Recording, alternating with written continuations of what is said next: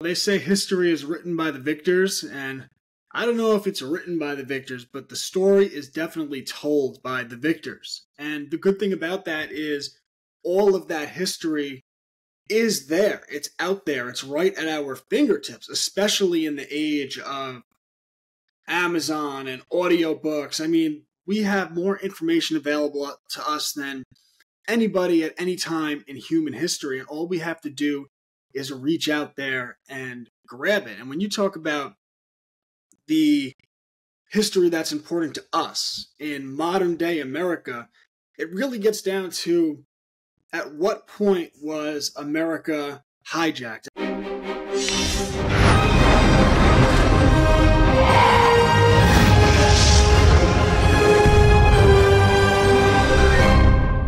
Welcome to Far Out with Faust, everybody. I am Faust Chicho, and today I'm excited and delighted to be joined by Brett Pike. Let me tell you about this extraordinary young man and what he's been up to. Growing up, for Brett, school was a bit challenging. I can relate to that.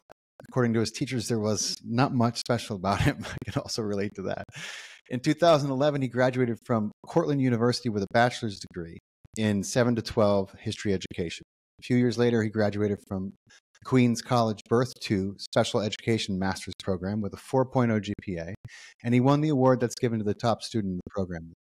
In the years that followed, he got a chance to work with thousands of families in the field of education, and he always felt that something was vitally missing. And in 2019, he turned his attention to grassroots change and started Classic Learner.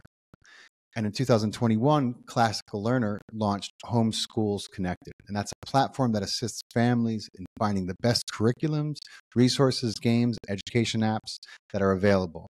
And it also connects them to other like-minded parents. Brett is the author of the Cubs to Bears children's book series, which I've been reading to my 10 and 12-year-olds. I highly recommend. There are a few available on Amazon. He has an incredible social media following, and I love his videos. We often intersect with some of the things that we talk about, and I'm very, very excited to talk to him. So, Brett, first, thank you so much for beaming in, brother. I'm so glad we're able to do this. Man, thanks for having me. Happy to be here. Let me just give everyone a little glimpse of your philosophy, some of your philosophy. You speak about the measure of a worthy education and how it should be, how capable the learner is of living a free and independent life when they reach the age of maturity. And they should not be dependent on the government, and they should not be dependent on corporations, and they shouldn't even be dependent on their parents. That one may be tough for some to swallow. They deserve an education worthy of freedom. And we're going to get to some of the incredible tenets that you have put forth and made part of your philosophy and part of your schooling. But I want to jump right into it because you have this gift of taking some of these complex truths and distilling them into a format that basically I think everyone can understand. And I'm going to show everyone an example or two of your videos as long as they sit tight and remain patient. But, you know, there's an incredible educator in you. And what's fascinating for me as a fan of yours and a follower of yours is that these things you're talking about are considered, you know, by mainstream to be the stuff of conspiracy theory. But you're meticulous in your citations in your videos. And this stuff is all kind of publicly available, obviously, even in places like Wikipedia. And you just drop truth after truth. And I think a great place for us to start would be something that you have written about is with our banking system, you know, and let's dive into the reality of what the Federal Reserve System really is, who it was designed for, and how it's basically screwing up the lives of most people on this planet as we speak. Yeah, well, they say history is written by the victors, and I don't know if it's written by the victors, but the story is definitely told by the victors. And the good thing about that is all of that history is there. It's out there. It's right at our fingertips, especially in the age of Amazon and audiobooks. I mean, we have more information available to us than anybody at any time in human history, and all we have to do is reach out there and grab it. And when you talk about the history that's important to us in modern day America, it really gets down to at what point was America hijacked? At what point did America transition from being that 1776 where you had this real high point to when something changed and now we have the modern world that we're in today? And when you look at those inflection points, there's probably none more significant than 1913, the end of 1913, when the Federal Reserve banking system was put into place, because it fundamentally transferred the power in our country from the people who the political class was adherent to. And there's always a battle. They're not always going to listen to you. There's leverage, but the people had more of a say to the financial institutions, because now when you have two sides of a dichotomy and you have the financial institutions on one side and the people on the other, the financial institutions have a lot of pull. And with the Federal Reserve Bank, a small group of powerful bankers were given a monopoly over the printing of the dollar. And that power grew more and more over the years as America embraced usury more and more. America embraced being in debt, taking the loans, paying back interest.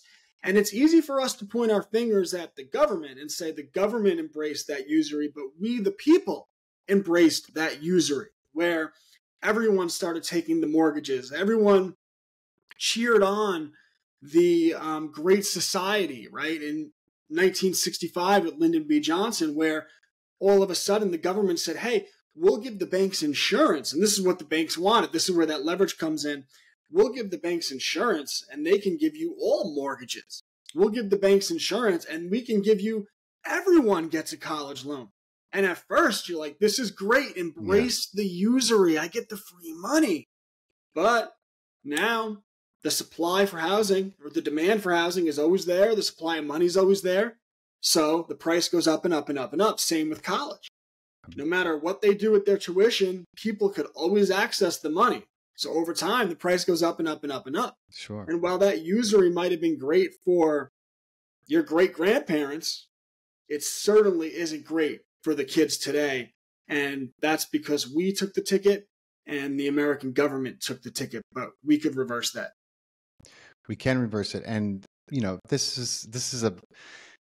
this debate over usury goes way back. I mean, if you've read The Merchant of Venice, you get a little idea, how far back the different ideas and conflicting notions about whether, the reason why I don't know if I should say that word. The reason the character of the Shylock is treated so harshly by those Italians is because they scorn him for lending money to people who are in a desperate need of it.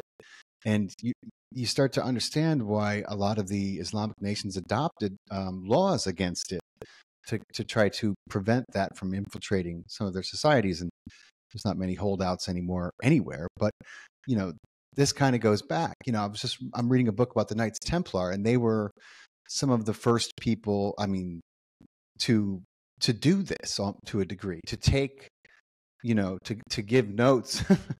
And so it goes way back. You're talking about over 1,000 years, and America was started kind of as an answer to the crushing debt that England and that the European nations had found themselves in, doing business in this manner. And we have a constitution designed to do this for us. We don't need, we don't need to outsource the treasury of the United States. And that's exactly what we're doing, even though the name implies otherwise. Federal Reserve. There's nothing federal about the reserve. It was a big con that was done in 1913 by the richest people in the country that went to the government and said, we know you're going to need money for war. Why not just let us handle it? We know you need money right now. We have some. And then, they twisted it and they propagandized it. They made people think that the bankers were against it, so it must be good for the people. And then they fucking they got conned Congress right into passing it. So let me just be clear. I believe the reason the world looks like it's going to hell in a handbag right now is because of the central banking system and because of what it catalysts in society. So, yeah, that being said, I'm sure you have more to add. Yeah, no, people used to know that debt made slaves, and they knew that because debt literally made slaves, where when people couldn't pay back their debts, they would become indentured servants. And they would spend 7 years working as a slave to pay off those debts. And loaning money in a predatory fashion was really frowned upon in early America, and even accepting a loan for anything that wasn't an absolute necessity. I mean, you would meet social shame for that, but now that's just the norm where everyone embraces it. And what I really like to point out to people is we can get mad at the government, but we don't have a lot of control over how they do that.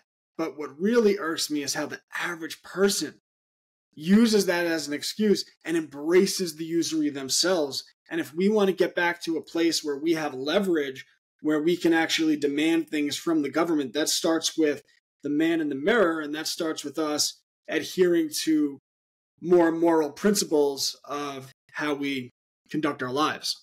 Yeah, and independence, independence will create that relationship, because they've been working hard on creating a dependence, and making sure that at every step of the way we're forced to, and people are realizing that, waking up to that more and more. But the other thing that you talk about, and that it's funny because it's hard to separate the bankers from the oil tycoons to the weapons, and all these industries are really completely interconnected, and really when the dust clears, owned by the same entities, basically, and that's why you have a very big conflict of interest. But what I've seen firsthand over the past few years, is the emergence of this dark underbelly of the medical industrial complex that many of us knew was there, but it was I don't want to say it kind of innocuous, but it was certainly not as lethal as it has become. But like I've learned a lot from your videos, and I've done a lot of research myself. But let's walk through how one family of robber barons, the Rockefellers, co-opted centuries of traditional medicine and turned what was basically, their side hustle into a multi-trillion-dollar stronghold money-making scheme, subjecting every American to a cycle of sickness, basically.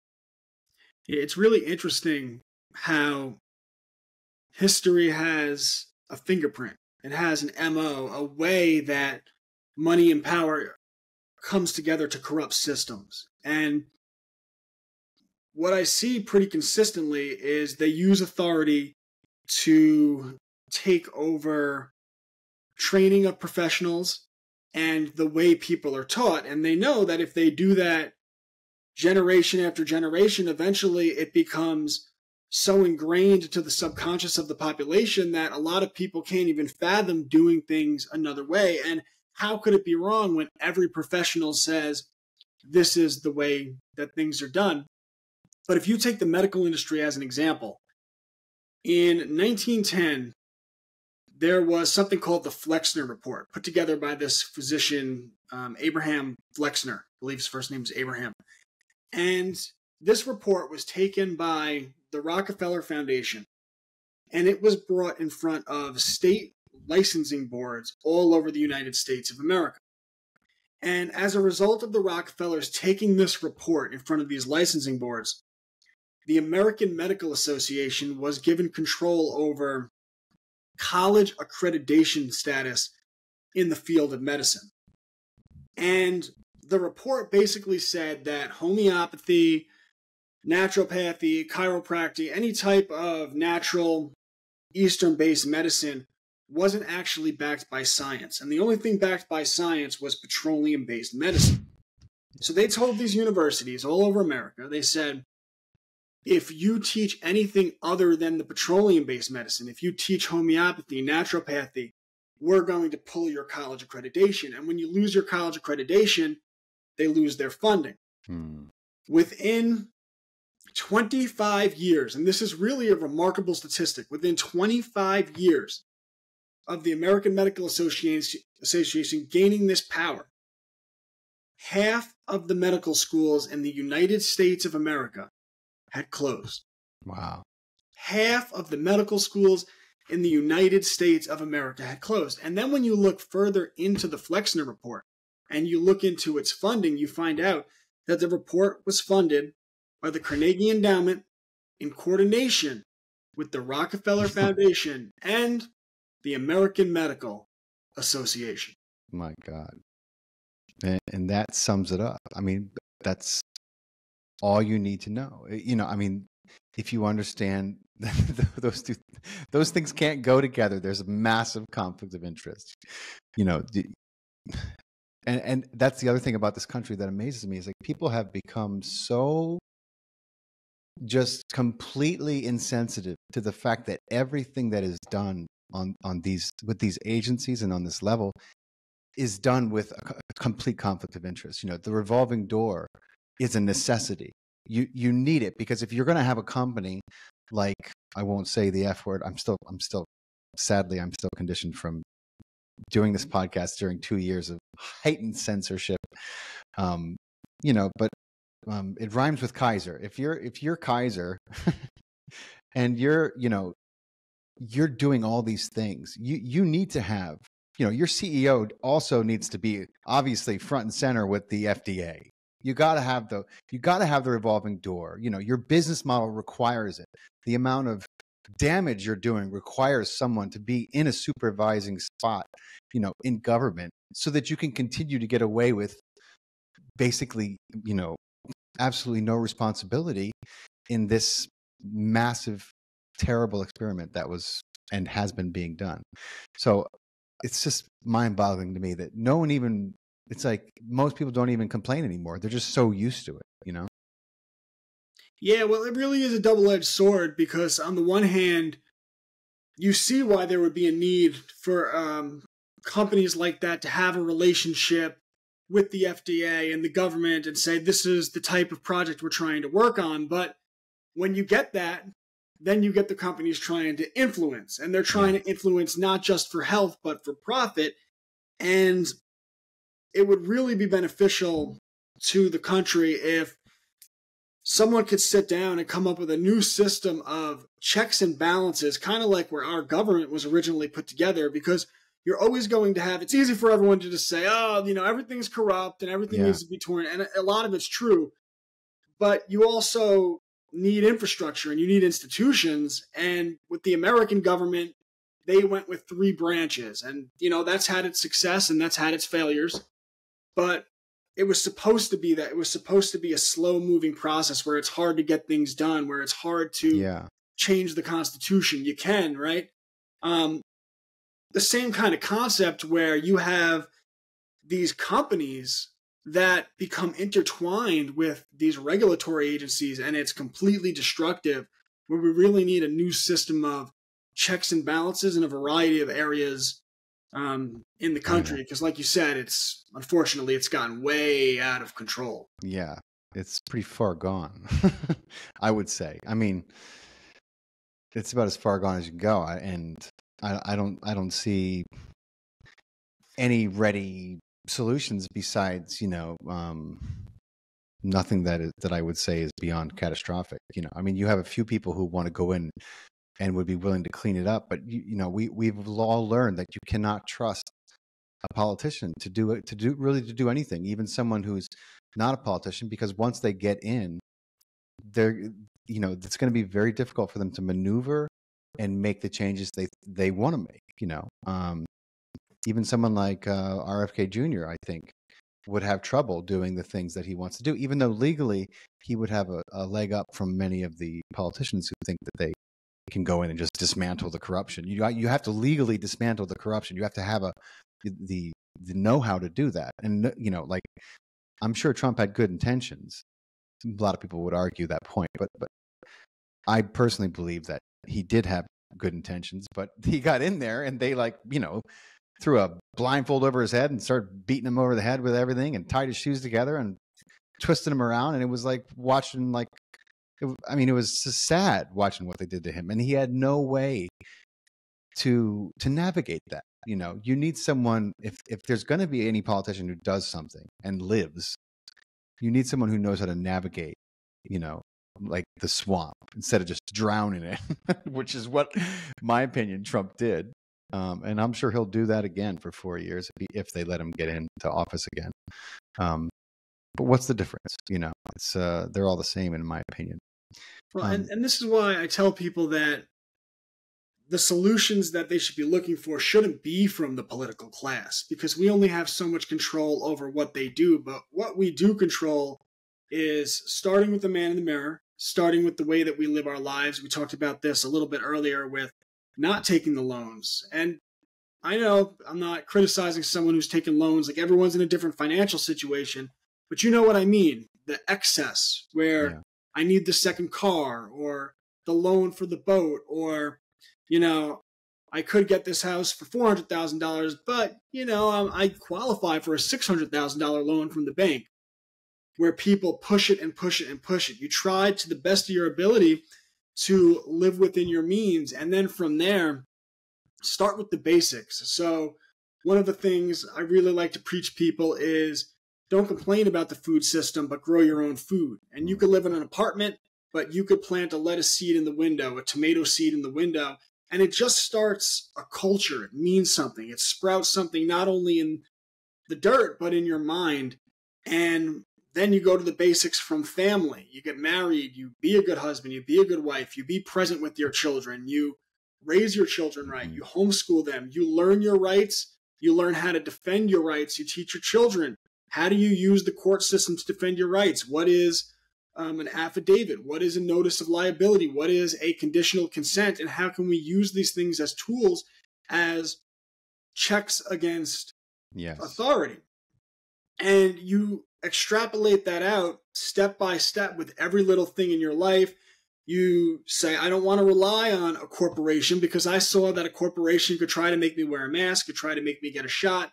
I need to start taking control of my life. So then at nighttime, you turn off the television and you spend 1 to 2 hours a night starting to build a side hustle. And you'd be amazed after a year or two how that side hustle will replace your job. And then once you have that, you become an entrepreneur. You hire people that are like-minded. You have in-group preference. I want to hire patriotic people. I want to hire people that love their country, that take a lot of personal responsibility, because I know they'll be good employees. And then I also know they won't be reliant on other parts of the system. And I can start to give strength to people that think like me. Yeah. Right? So you hire like-minded people. You learn as many skills as you can. Right? You learn gardening, you learn carpentry, because it only takes one skill to really free yourself. One good skill that you master can completely change the trajectory of your entire life. So I teach kids, by the way. Yeah. But you start building out one thing after another, and as you do that and you're hiring your friends, you start to build networks and community. You're growing some of your food, but you're knowing what you can't grow everything, so you know your local farmer. Yep. And you get your chicken from them instead of Tyson, right? You get your cow meat from them, or you go to the local farmer's market and you get your groceries from there instead of the grocery store, and you know these people. And over time, what happens is you actually start to put yourself in a position of strength. And if enough people took this approach, eventually, see, people think, oh, America's not a government formed by the people. Yes, it is. Look how the people act. You don't think California has the governor they deserve? Of course they do. Act in a way that is absolutely in alignment with Gavin Newsom. Yeah, well, that's true. If enough people take personal responsibility, put themselves in a position of strength where you can't tell me to wear the mask, or threaten that I'm going to lose my job, so I have to pay my mortgage if I don't get a shot. You can't, because I put myself in a position of strength. Get enough people in that position, Mm-hmm. And you will find out that America still is a government for the people, because they'll have to start answering to the leverage that the people have accumulated.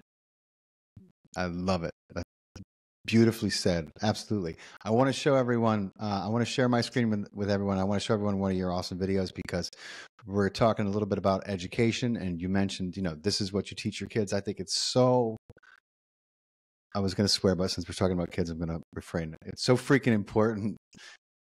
I believe, and I'm instilling this in my children as well, though they're not homeschooled. They both have learning differences, and so we've got them in a really great school that we're happy with. And then when they come home, I'm educated. Like my son is going to be 13 in a week. I'm like, what did you learn today about the Civil War? All right, sit down. You know what I mean? I'm like, what'd they tell you about World War II? Oh God, come sit down. So I'm constantly re-educating him on those things. But you had a great video. I want to show everyone your style, so that after this is done, if they aren't following you, they certainly will be if they're following me. I want everyone. So we were speaking about education and the problem, the pitfalls of the public education system and most education that is done in a school in America. And you made this great video which speaks volumes. Sorry. There's always hear people talk about how the rich and powerful rewrite history. But what most people don't know is that there was a congressman who blew the whistle and explained how they do it. The story starts in the 1950s with the Congressional Reese Committee, which was put together to investigate the spread of communism. Well, this guy, Norman Dodd, got access to the internal papers of the Rockefeller, the Carnegie Foundations, and he finds that they handpicked 20 college students from throughout the country and gave them $400,000 in grants, flew them to London, made a big deal of it. Well, 10 years later, those students made up the governing board of the American Historical Association. And what did they do? Established national history curriculum and set the standards for teaching and history textbooks. But Dodd had a hard time getting his message out because the newspapers of the day labeled him anti-Semitic and called him all types of names. His message would be suppressed like the other history they don't want you to know. And this is why I write books on fake news, how information is controlled, our rights. And I strongly recommend you watch Norman Dodd's full interview. He gave it right before he died, and I think you'll be familiar with some of the tactics that were used to discredit him. And check out Cubs to Bears, classicallearner.com. I love it, dude. So much information. Let me stop sharing my screen if I can do that. So much information in a minute and some change. Just remarkable. And so people don't realize that about history.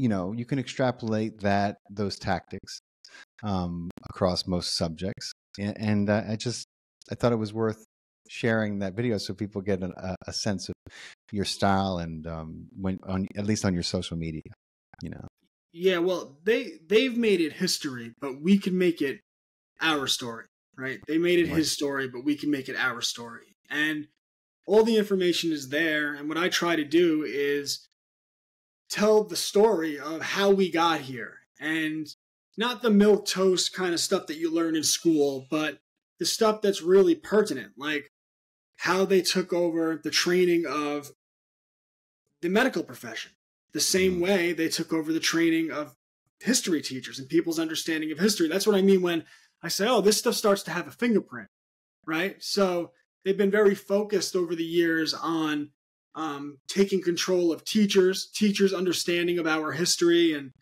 medicine and how we got here, and then using them to train generations of Americans it's a good word, right? To train generations of Americans to think a certain way. And I don't even like the wording of that, to think, because they're not training us to think. Right. They're training us to repeat, and we need to train ourselves how to think again. And this is what I tell people, and it's one of the most important things someone who's waking up could hear, is that you haven't really woke up until you retrain your mind.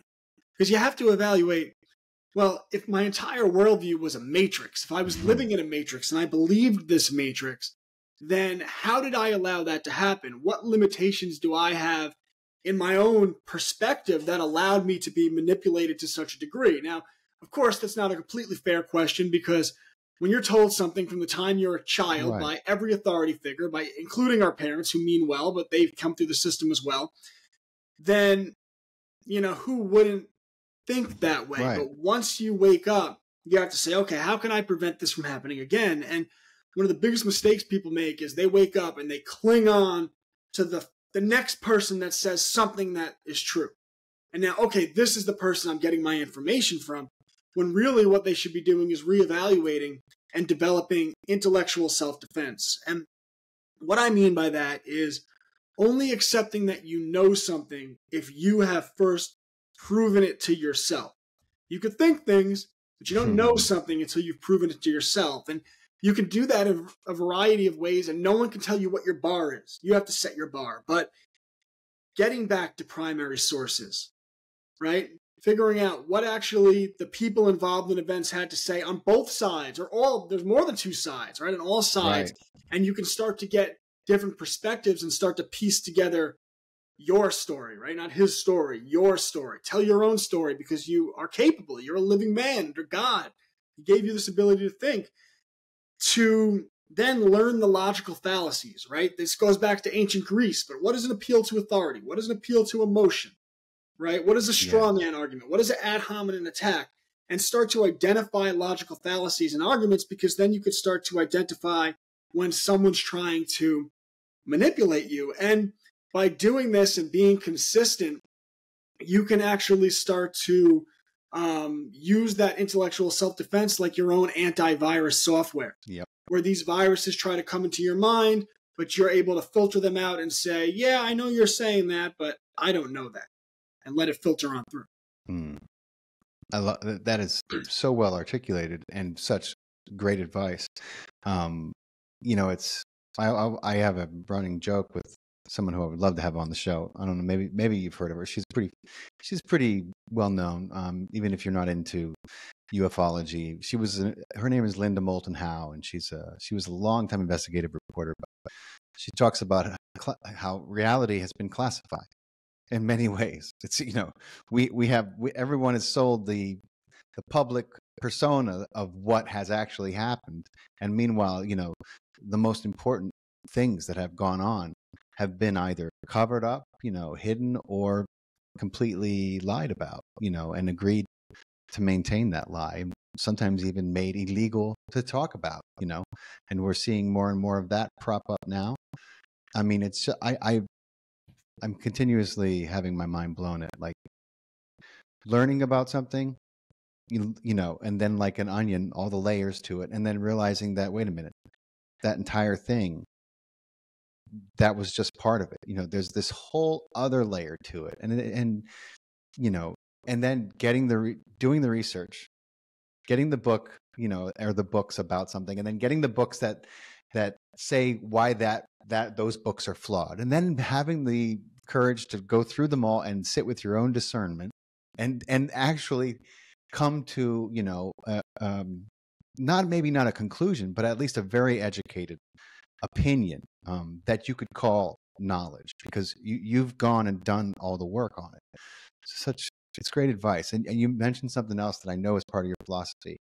Two things, and we're going to revisit both of them, but we'll put off the entrepreneur aspect of your schooling for now, because I want to go into a little bit about some of this, primary sources, you said, and how vital it is.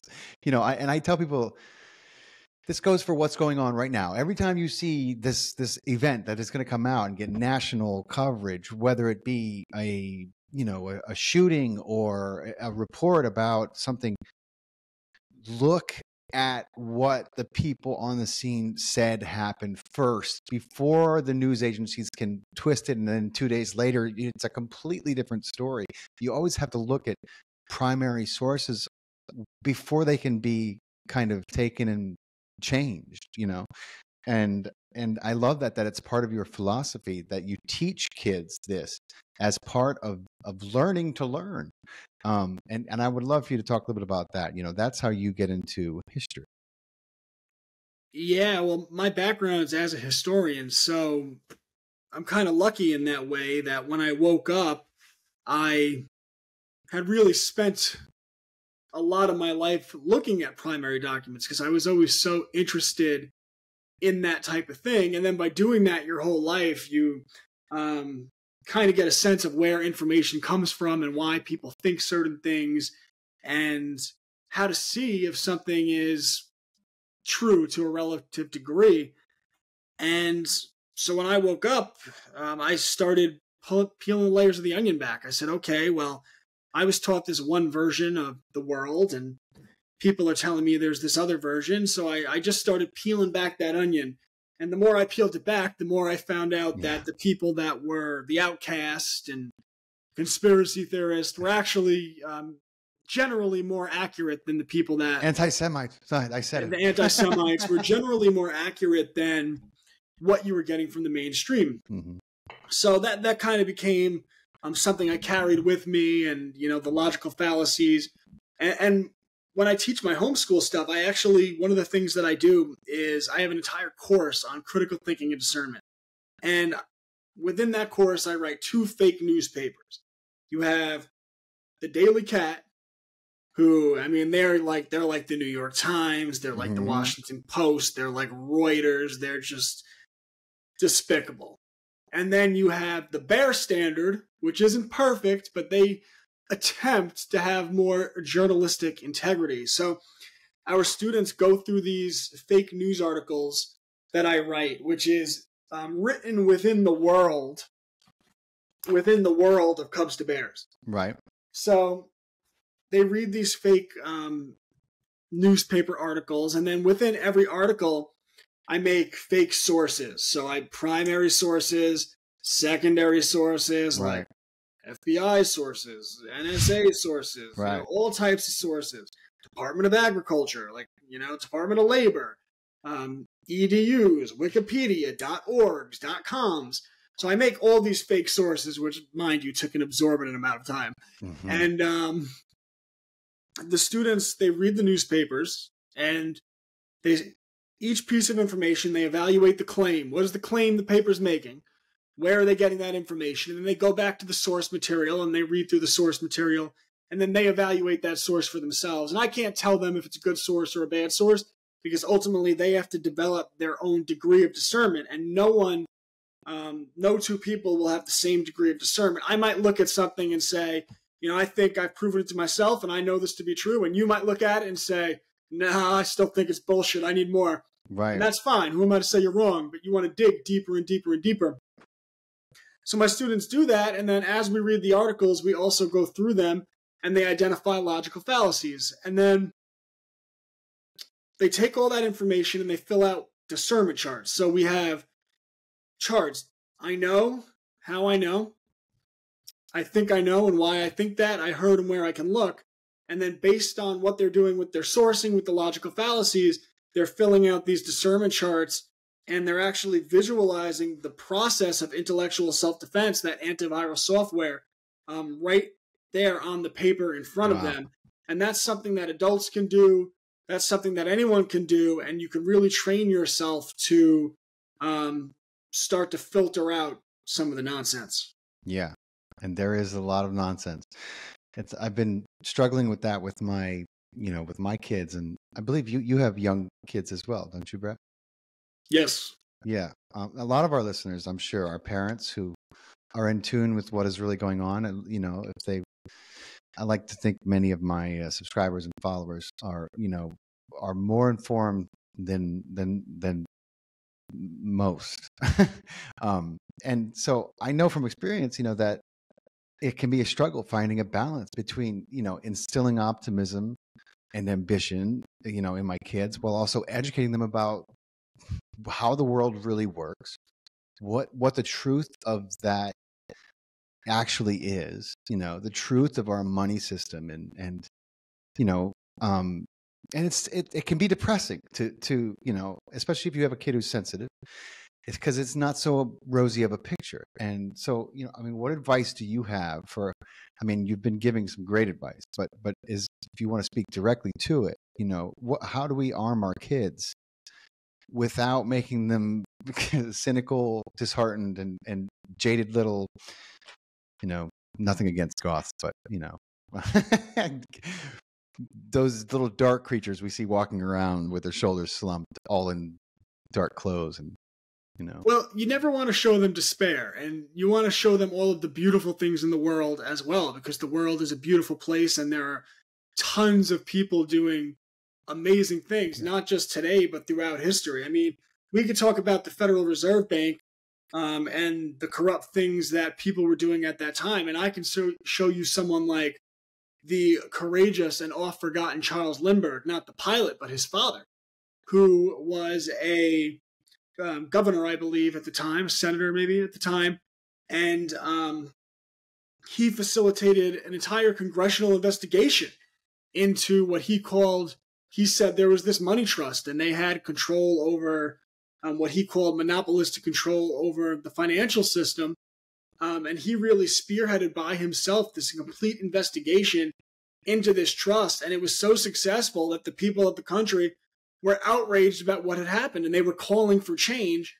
Now, the money trust very effectively utilized propaganda, and they said, we have that change for you. You need to get a rope around us. You need to control us with this Federal Reserve Act. You could use to control us, right? Is that how they did it? That was the poison pill. Wow. And then Charles Lindbergh, he tried to get the word out. And he said, if this bill passes, this will be the greatest legislative crime in the history of this country. And he proceeded to write 2 books, one on the money trust, named names, talked about it, and a second book on how the money trust was behind getting us into World War I. And ultimately, his books, the printing plates, would be taken and destroyed. Wow. Right. So Charles Lindbergh, a great example of a historical figure. You have people like Henry Ford, who absolutely embodied the spirit of everything that was Americana. A patriotic man, a man who loved his country, who risked a lot for his country, who became this titan of industry and then used that to really empower people. When he sold his Ford motor cars, he didn't sell them at interest. He would not charge people interest. He let them pay in installments, and if you didn't make the payments, you have to give the car back. But he didn't charge you interest. He didn't get you in debt that way, right? A moral way of doing business. He paid his employees double. He paid his employees double what his competitors in the industry did. He had a team of people identify jobs, and this was when no one did stuff like this. He had a team of people identify jobs that blind people could do, that disabled people could do, and he hired blind people, disabled people in his community, and they were getting paid double what their able-bodied competitors were being paid, at other motor companies. Damn. He started the Ford apprenticeship program, which was a 4-year college program that he offered for free. He didn't charge tuition. The students learned on the machines.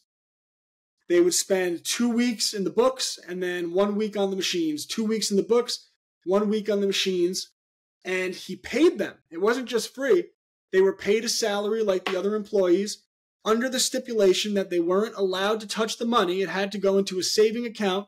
And upon their graduation, they would get access to that money so they could start their life with a degree, with money in their pocket, with presumably a job waiting for them at the Ford Motor Company. But if they wanted a job somewhere else, he didn't put an exclusivity in any contract, so they were able to go get a job somewhere else and say, I just got the best training in the world from the Ford Motor Company, which at the time was the standard of innovation, not only in America, but in the world. So you have America is filled with these incredibly brave, incredibly courageous, incredibly patriotic historical figures. Wow. George Washington, right? Start with that. So there's so much to be enthusiastic about. So when we teach history, these are the things we talk about. And of course we talk about the ugly, but we talk about the good, the beautiful. And then when we talk about the present world, you want to show them show your kids what the world is in an unthreatening way. And I kind of talked about it with the critical thinking course I do, right? Where, yeah, sure, they're reading articles by the Daily Cat and the Bear Standard, and they're becoming familiar with the manipulation and the corruption in the system, but it's in a completely fictional and friendly way. But it doesn't matter because they'll have seen it. And as soon as they get into the real world, they'll say, wait a second, I've seen this before. I know what this is, and I could identify it. It's intellectual self-defense is a perfect phrase to describe what I got that phrase from Richard Grove at Tragedy and Hope. I don't like to take his credit. I first heard him say it years ago, and I love it, and I think I've spread that to degrees, but I like to give him credit. But go on, yes. That is kind of you. Fair enough. And no, it is apt for what you're doing. And you know, just like in self-defense or like, you know, boxing, you practice in a safe place and then you learn to see the punches coming. And then when you get into, you know, an environment where you're sparring, then you know how to defend yourself. You know, it just comes naturally to you. And that kind of programming can be very beneficial to a human being, particularly in these times we're living in, intellectual self-defense and boxing for that matter. But self-defense in general is important to be able to have. So that's incredible. You know, there's so much about your philosophy that I admire and your work that you're doing that I just have the utmost respect for. It's just the books that you've written and you know, I know that like myself, you know, you struggled a little bit in school, and I credit that more to the environment, at least in my case.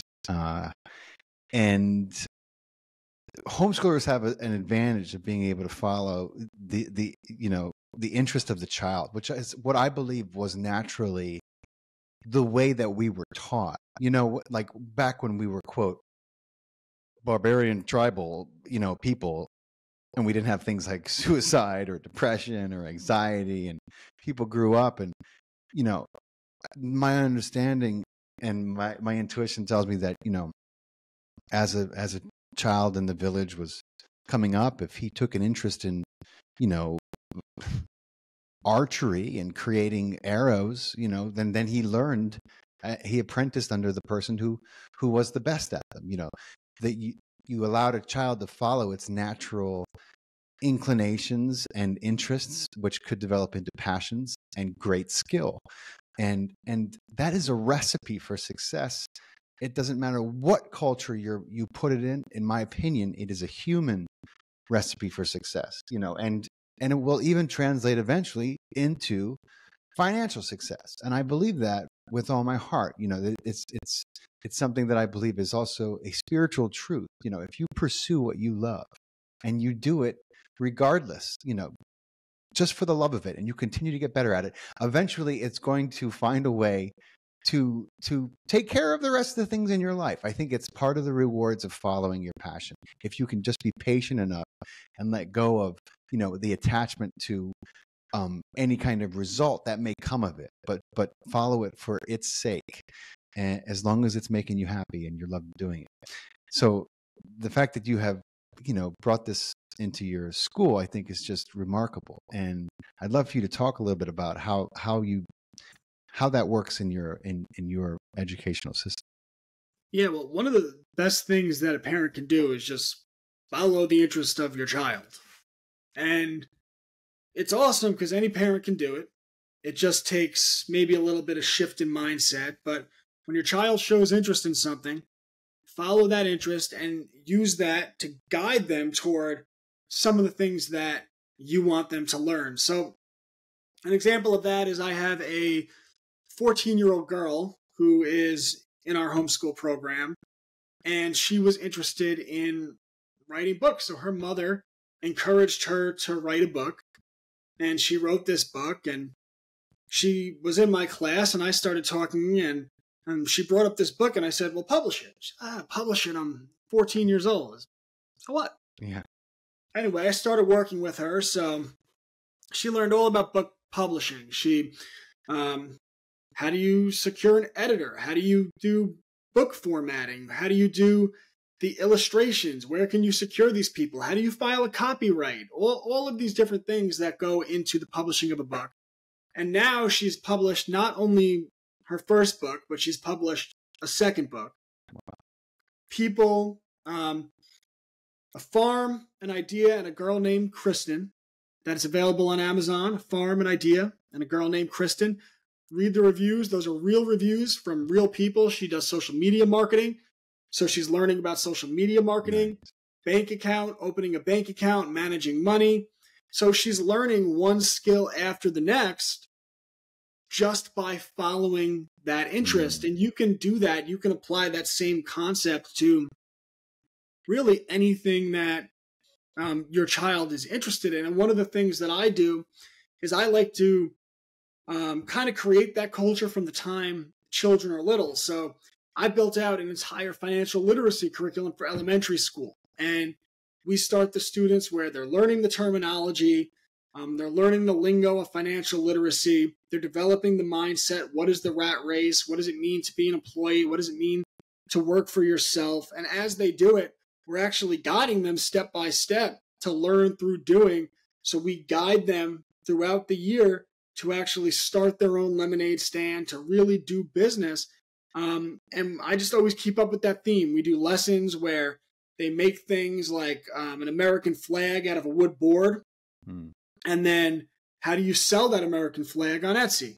Or how do you sell it at a farmer's market? So you're just developing mindset. You're getting the children experience, and step by step, you're really using this philosophy to train them to, become the masters of their own destiny, which, isn't that what education should Absolutely be about? It should be, and it's no wonder why so many kids graduating are just so completely ill prepared, for life, and you see that kind of across the board there.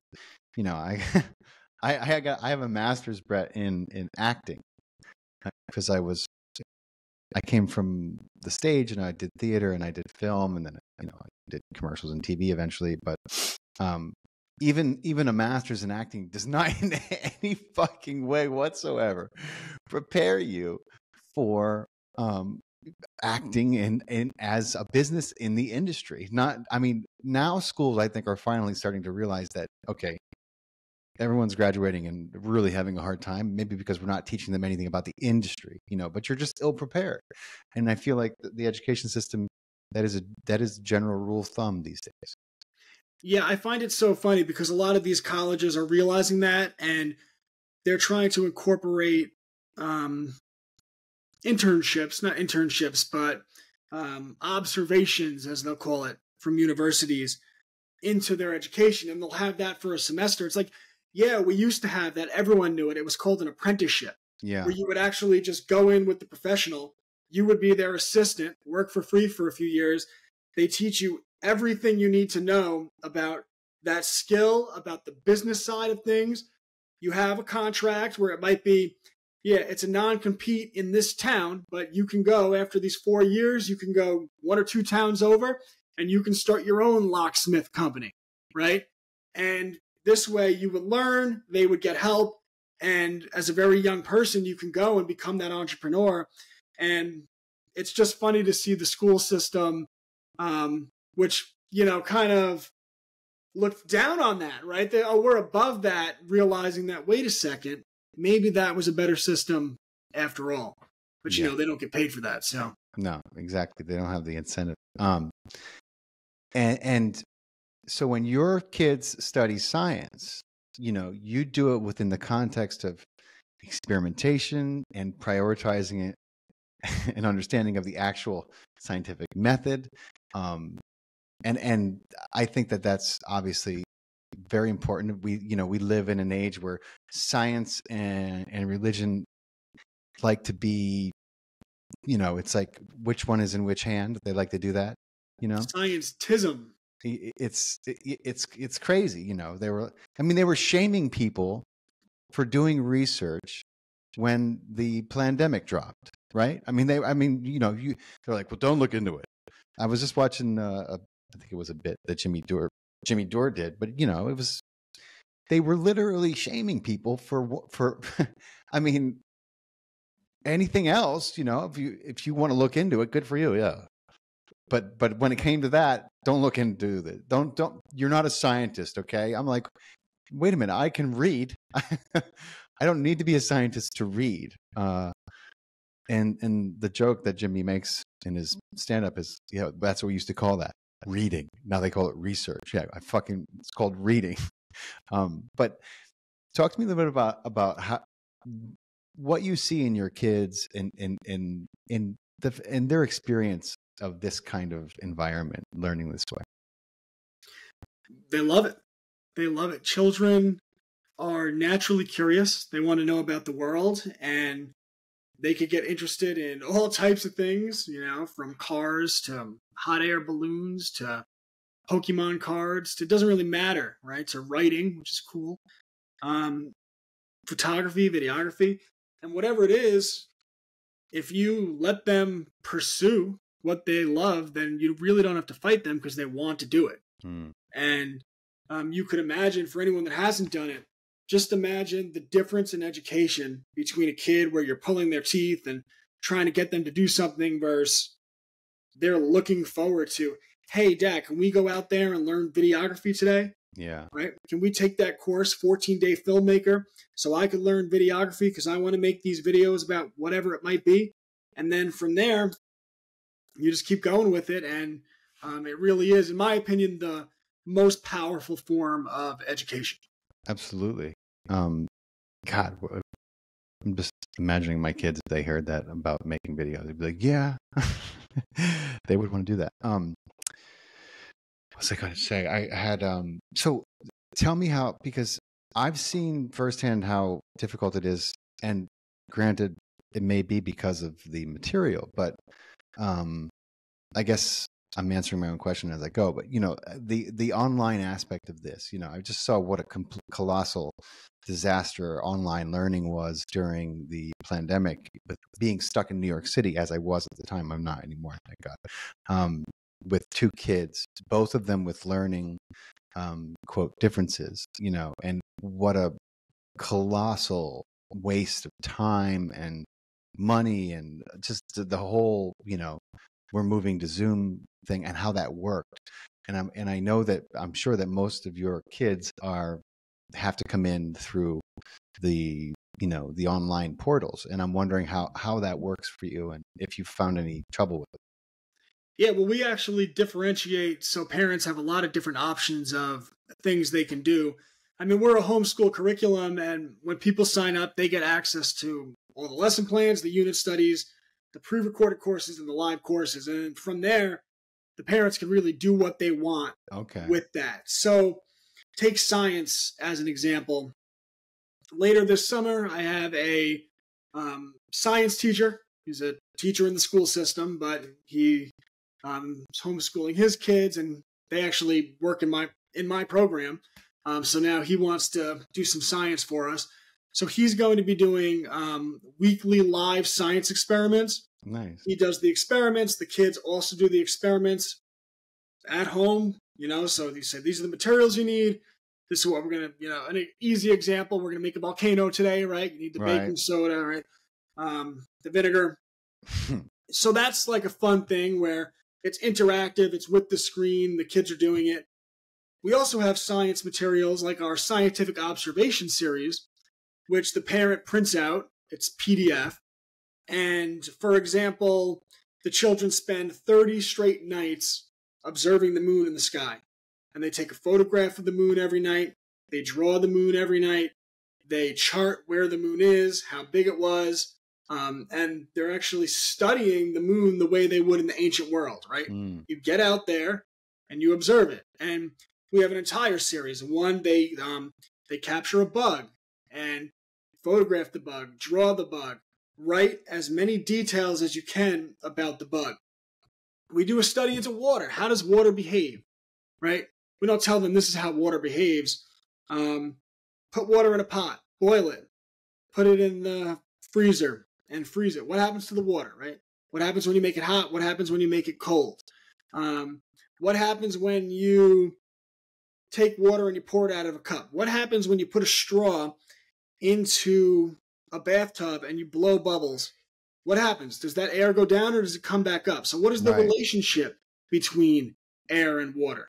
Well, do a drop of water and air. What does it do? Do a drop of air and water. What does it do? Can you start to develop your own laws, right? What would you say? What are your theory of the laws that govern water, right? Take a hose and do water down a slope. Does water go up a slope or down a slope? How does water act on different surfaces? How does it act on grass? How does it act on dirt? How does it act on cement? How does it act on a plate? Right? And you can start to do all of these things physically in the real world and interact with them. And the children could really start to develop their own, first I call it observational confidence, confidence in their own ability to interpret what the world is around them. And, just learning the power of observation and becoming intimate with it. It's a lost art, especially with kids these days. I mean, they'll observe the heck out of an iPad or a TV screen. We know that their ADD goes right away when it comes to those things. But yeah, man, that sounds so powerful. I love it. It's very cool. So parents could really just take the lesson and then, give it to their kids themselves. They don't have to, it can kind of be customized for each and every kid. Yeah, that's the idea. That's awesome. That's really cool. Because I thought maybe it was like, all online, but so that makes a lot of sense. And let me ask you this. So if a billionaire philanthropist, I guess maybe there are a few real ones of those, somebody who's actually a philanthropist who cares about people, and you hear stories about this sometimes. If he came to you and he said, "What if I built you a brick and mortar school?" Would you, would you want to run a brick and mortar school? Is that something that you could see yourself doing, or is that part of, a dream that you might have? Well, it's certainly something that in the future I might kick the tires on. And if I did that, it probably wouldn't even be one brick and mortar school. It would be to start to set up a series of brick and mortar schools throughout the country and provide the proper guidance to parents. Yeah. It would be really cool. But right now, my focus is on building the curriculum and making it available to people in their homes. Yeah. And I wake up every morning and I ask myself, how can I provide more and more value to people?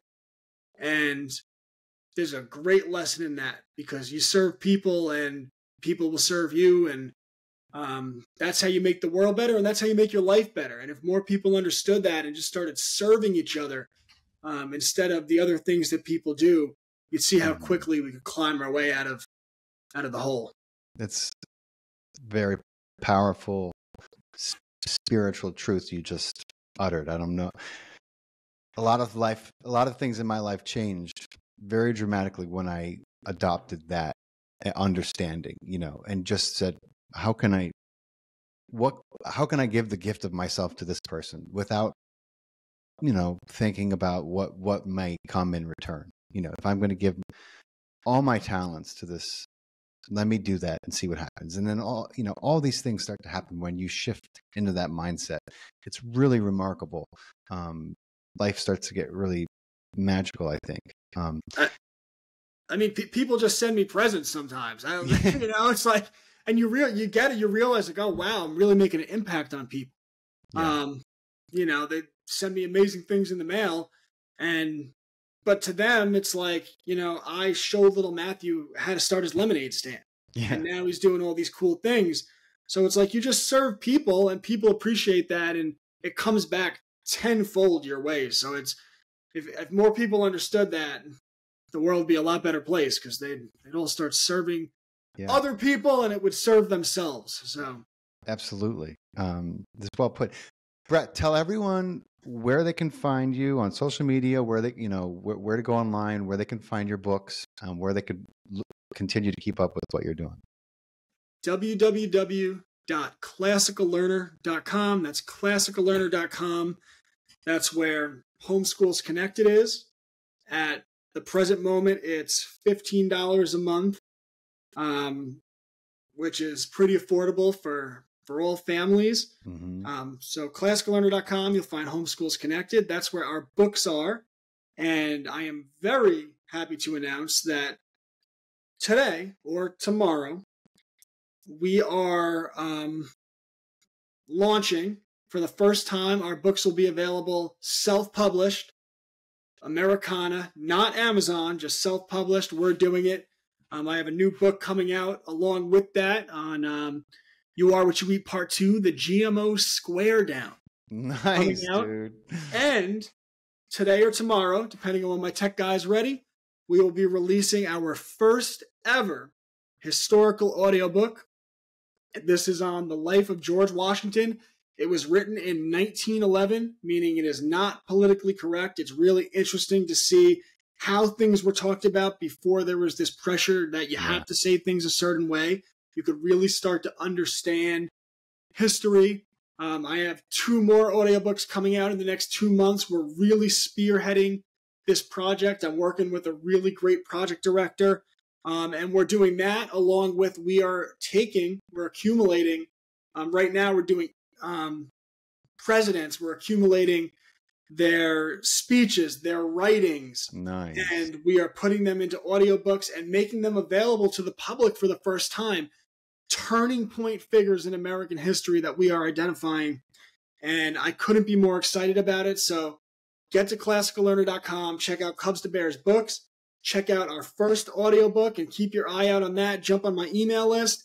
And from there, you can see the little icons on classicallearner.com. You'll see my Instagram, which is Classical Learner. I have 2, Classical Learner for the homeschool stuff, or Cubs to Bears books. That's pure gravy. That's where you get the historical gravy on that. A little more exciting with that stuff. On TikTok, I'm at Real Brett Pike. I'm Cubs to Bears books. I am Classical Learner Publishing, new account I just started. I pop up like weeds, so they can't get rid of me. Love it. Twitter, I'm Classic Learner. Gab, I'm Classical Learner. I'm Classical Learner pretty much everywhere. So awesome. ClassicalLearner.com. Awesome, bro. I'm sure everyone who sees this is definitely going to be joining the club. And man, I appreciate your time. I know how busy you are. I know you're working on a lot of things. I'm so glad we found time to make this happen. I love introducing this kind of work to people who follow and listen to me.